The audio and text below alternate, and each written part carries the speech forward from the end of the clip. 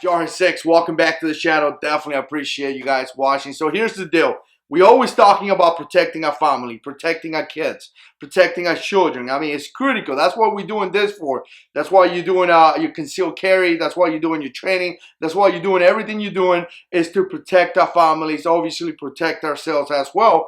So here's the deal, because there's always a conversation of how we're going to protect the kids and our weapons. You know, where we're going to lock up our guns so our kids are protected, which is critical. You got to think about that.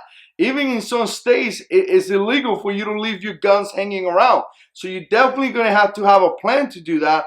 But I wanted to take a step forward. I wanted to tell you that we need to train our kids. We need to train our children, not only on guns, we have talked about that in the past, but actually in different steps. And here's number one. We need to teach our children how to identify a threat.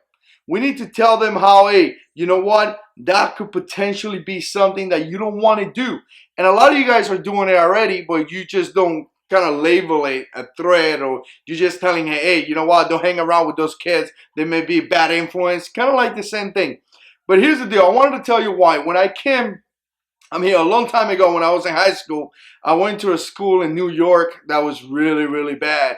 And I got to tell you guys, some of you guys been through this as well. There's some schools out there where our children are going to be at risk. I mean, there's going to be bad things going on. So we need to take our time to teach our children how to identify a threat, you know, how to see something and be like, that could potentially be something really, really bad.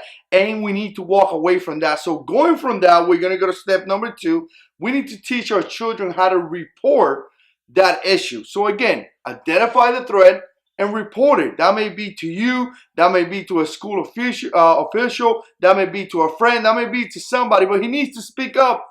He needs to tell someone that, you know what, there's something bad going on, and this is where it is, and this is, you know, this is what it is. So we take action. Critical that we take action. And lastly, guys, we need to teach our children how to avoid that. How can you avoid that threat? How can you avoid that situation? We go back to situational awareness. We've been talking about it for videos and videos and videos.